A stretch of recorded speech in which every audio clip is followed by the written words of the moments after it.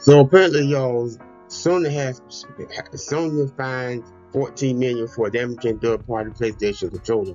Sony has been hit with a 14 million fine over claim that it damaged the third-party PS4 controller through a system update. So this came out a day ago. So let's get into this.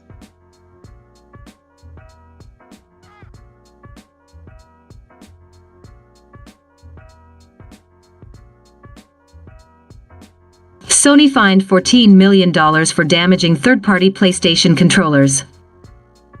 Sony is hit with a $14 million fine over claims that it damaged third-party PS4 controllers through a system update.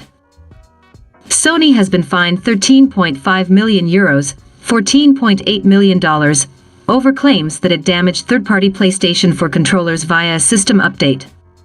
French regulator Autorite de la Concurrence says that Sony abused its position in the industry to hurt the reputation of unofficial PS4 controllers, limiting their success. The regulator is fining Sony for two infractions. One centers around a PS4 update from 2015, which caused unofficial controllers to regularly disconnect.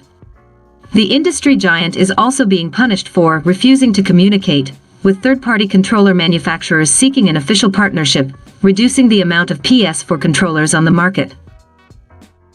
The penalty relates to 4 years of practices from Sony and only pertains to its behavior during the PlayStation 4 era. You can read the full findings here.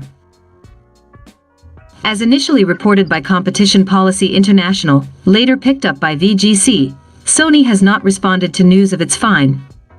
The case only centers around controllers for Sony's previous generation console, PS4, and not any third-party dealings related to the PS5. In the case of the system update, the regulator recognizes that this was implemented to combat counterfeit goods, not all third-party controllers. However, this was found to have been a disproportionate response, since the effect it had on unofficial hardware damaged the reputation of non-Sony controllers. As a result of the update, it said that third-party controllers faced constant disconnects, frustrating consumers. Sony is also criticized for its unwillingness to work with companies that wanted to get their controllers officially licensed for release.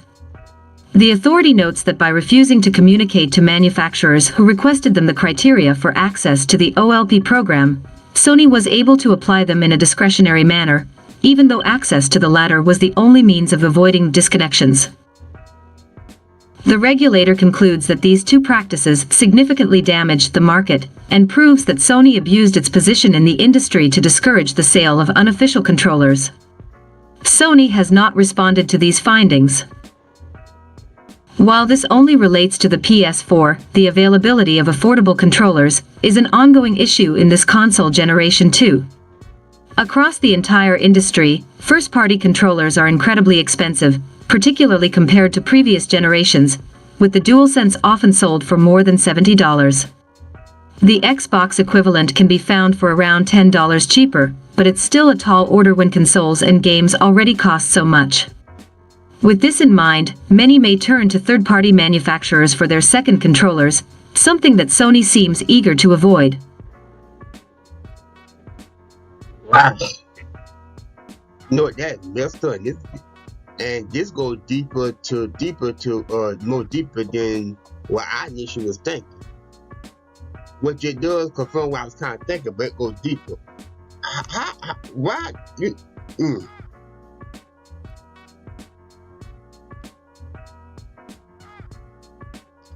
I just gotta ask the question at this point. What is Sony doing? What is they doing?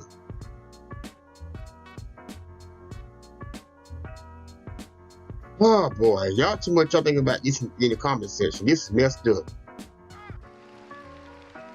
This really is messed up. Sony.